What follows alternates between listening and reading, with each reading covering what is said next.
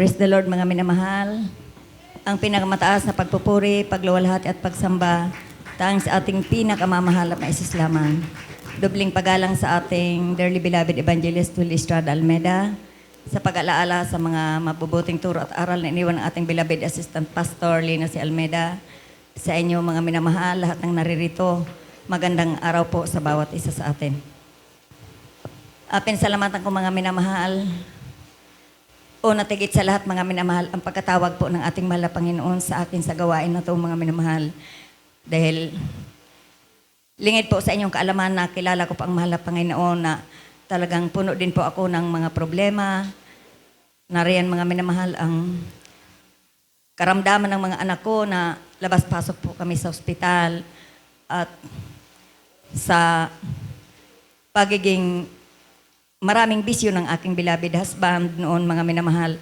Talagang grabe mga minamahal ang problemang taglay ko that time mga minamahal. Pero sa kabila ng lahat ng yan mga minamahal, nandoon po kami, naglilingkod po kami sa isang kongregasyon mga minamahal na isa ring kongregasyon mga minamahal na tawagin ay Church of God mga minamahal.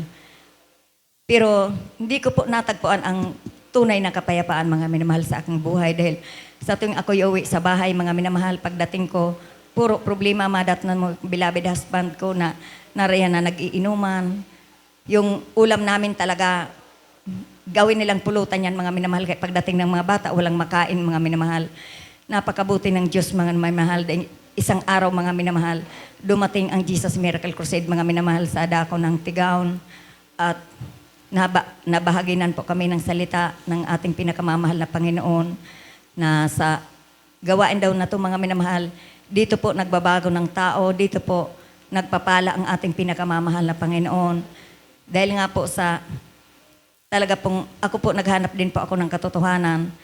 Talaga pong sumama po ako sa dako ng Tigaon at doon ko po na patunayan na talagang totoo mga minamahal ang ating banal na gawain. Hallelujah, praise the Lord. Nabaptize po ako 1990, October 28 mga minamahal, 1990 mga minamahal. At sa simula po noon mga minamahal, talaga pong lumakip ang mga tanda sa aming buhay mga minamahal. Talagang pinagpala ako ng ating pinakamamahal na Panginoon. Unang mga pagpapala mga minamahal, yung mga anak ko na balik-balik kami sa ospital mga minamahal. Lahat na yan mga minamahal, hinawi yan ang ating mahal na Panginoon. Inalis niya lahat yan mga minamahal. Hallelujah.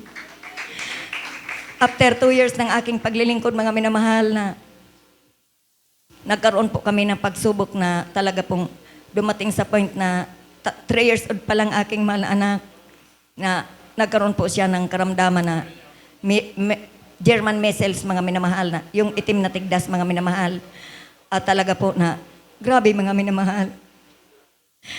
Dahil po sa mga patotoo ko, dahil sa kainitan ko sa ating paglilingkod sa ating pinakamamahal na Panginoon. Kahit minsan hindi man lang sumagi sa isipan ko na dalhin siya sa doktor dahil sabi ko, subukin ko ang mga patotoo ng mga kapatira na pinagagaling na walang doktor, walang gamot, wala kahit ano. Hanggang sa dumating po sa 3 weeks na mga minamahal yung lagnat na aking mahal na anak. Lahat ng buhok niya mga minamahal nalagas na po yan sa walang humpay na lagnat mga minamahal. Wala po akong in-apply sa kanya kahit ano. Tanging panalangin lang mga minamahal, pagpupuri, panalangin, paglihans ko lang po yun sa kanya. Natanggal po lahat ng buhok niya mga minamahal. So, sa sobrang lagnat, grabing payat, nga minamahal, nagbutot balat na po siya hanggang sa dumating na para malamig na bangkay na po ang aking mahal na anak. Bilang isang ina mga minamahal, talagang grabe po ang naramdaman ko sa panahon na yan. Sabi ko, umiyak po talaga ako sa ating pinakamamahal na Panginoon. Sabi ko, mahal na Panginoon, kung hanggang dito na lang po ang buhay ng aking mahal na anak, wala pa akong magagawa.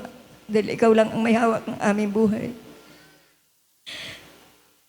Subalit kung hindi pa po mahal ang Panginoon, ipakita mo po sa akin na gagaling po ang aking mahal na anak. Bigyan mo po siya ng kagalingan.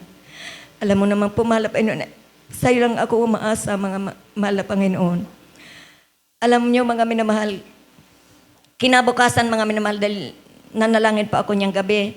Hating gabi po ng mamalayan ko na aking mahal na anak ay parang malamig na bangkay na po siya. Pero yung aking kamay mga minamahal, inilagay ko po yun dito sa tapat ng ilong niya mga minamahal. Tinitingnan ko po kung humihinga pa po siya. nakaramdam po ako ng maligamgam na hangin na galing sa kanyang ilong, mga minamahal. Kaya alam kong buhay pa siya, mga minamahal. Kaya nanalangin po ako ng ganun sa ating mahal na Panginoon. Alam niyo, mga minamahal, after ko pong manalangin, kaysa po na yung mag-alala po ako, hindi na ako makatulog dahil nakita ko nga po siya na parang mamamatay na po yung aking mahal anak. Hindi ko po alam kung bakit. Grabe pong tulog ko na, nang humiga po ako, nakatulog na po ako na wala na po akong namalayan, mga minamahal. Nakita ko na lang, mga minamahal, umaga na pala. Tiningnan ko po yung aking mahal na anak. At nung tingnan ko po siya, nakadilat po yung kanyang mata. Para pong maaliwalas yung mukha niya. Tapos, bumaba pa ako para magluto ng makakain niya, mga minamahal. Dahil that time talaga, hindi po siya kumakain, hindi po umiinom. Wala po kahit anong pumapasok sa kanyang tiyan, mga minamahal. Bumaba po ako, humingi po pala siya ng pagkain, mga minamahal, sa kanyang kapatid na yung pong orange, yung pungkan, mga minamahal. Humingi po siya. Binigyan po ng kanyang kapatid. At talaga pong naubos niya po sa umagang yan, mga minamahal, ang isang pungkan na yan, mga minamahal. Yan po ang pinakaunang kinain niya, simula po nang magkasakit siya. Kaya napakabuti ng ating pinakamamahal na Panginoon at tuloy-tuloy na po yung kanyang pagaling, mga minamahal. Kaya dito po sa gawain na to, napatunayan ko rin yan, mga minamahal, walang gamot, walang doktor, wala kahit anong, mga minamahal. Talaga pong pinagagaling ng ating mahal na Panginoon sa gawain na to, mga minamahal. Ako mismo, mga minamahal, nangyayari po yan sa buhay ko. Hindi lang yan, mga minamahal, sa mga pag-iingat din po, talaga pong, minsan po talaga na, nagbiyahe po kami, pauwi na po kami, wala po noon service, mga minamahal, wala pa rin po kami noon masakayan na motor. Nag-door to door po kami galing ng Goa, mga minamahal, pauwi po dito sa Salog. Pagdating po namin dyan sa curve na yan, mga minamahal, sa Salog, yung paliko na yan sa Ilawod, talaga pong, nakasalubong po namin yung lasing na humaharurot, mga minamahal, walang pakialam. Kinuha niya po yung linya namin. Kami po nahulog po sa gutter, mga minamahal, talagang grabe ang pag-iingat ng mahal na Panginoon. Dahil kahit natumba, hindi man lang natumba po yung motor. Pero po talagang tumalo na po sa gutter yung aming motor, mga minamahal. Grabe pong review ko, hallelujah, hallelujah, hallelujah. Grabing pa-hallelujah ko, mga minamahal. Napakabuti ng Diyos sa salitang hallelujah, praise the Lord, mga minamahal. Napatunayan ko rin po yan sa aking sarili na totoo makapangyarihan ng ating Diyos sa gawain na to, mga minamahal.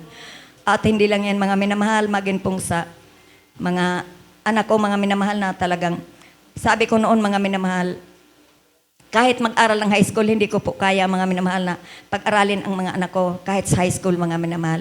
Pero nang masave po ako sa gawain na to, mga minamahal, hindi lang high school ang inabot ng mga anak ko, mga minamahal. Pati kolehiyo, mga minamahal, pinag-aral yan ng ating pinakamamahal na Panginoon. Hindi saga ng aking kakayahan, dahil kung sa akin, mga minamahal, wala po kaming hanap buhay, wala po kaming pinagkukunan, walang trabaho, aking beloved husband. Pero, mga minamahal, ginawa ng mahal na Panginoon, pinag-aral sila sa pamamagitan lang po yan ng pananampalatay at pagtitiwala sa ating pinakamamahal na Panginoon. Kaya napakabuti ng Diyos, mga minamahal, sa gawain na to, mga minamahal. Sa buhay ko, mga minamahal, hindi ko po mabilang ng mga pagpapala, mga himala na ginawa ng mahal na Panginoon sa aking buhay. At ng pasalamatan ko rin, mga minamahal, nang ang aking mahal na anak ay magkaroon ng karamdaman sa mga nagdaang buwan, mga minamahal, na almost 3 months, mga minamahal, na nahiga po siya, nakaratay sa karamdaman na talagang parang dalawa kaming may karamdaman, mga minamahal, kasi pag hindi po siya natulog ng magdamag, ako rin, mga minamahal, magdamag din po ako hindi matutulog. Pero ang Diyos natin, mga minamahal, ay buhay at totoo, mga minamahal. Hallelujah. Kala ko, mga minamahal, hindi na po siya makarecover, pero sabi ko, mahal na Panginoon, ikaw na po ang bahala sa aming buhay. Alam mo na, lahat ng bagay, pinagkatiwala ko lang sa iyo, mga minamahal. Kung paano pinalaki mo sila, mga mahal na Panginoon, alam ko po na makaka-recover din po aking mahal na anak sa tulong at tabag mo. Kung hindi, mahal na Panginoon, ikaw pa rin ang may kapangyarihan na gumawa ng mga bagay na yan.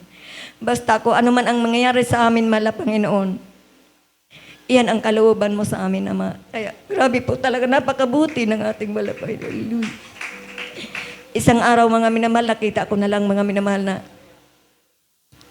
unti-unti na pong gumaling yung aking mahal na anak, na wala-wala yung kanyang pag-ubo, nakakakain na po siya, nakakatulog na po siya. Hanggang ngayon, mga minamahal, nakita nyo naman siguro na nakakapagpuri na po siya, mga minamahal. Kaya napakabuti ng mahal na Panginoon, walang hanggang pasalamat, mga minamahal.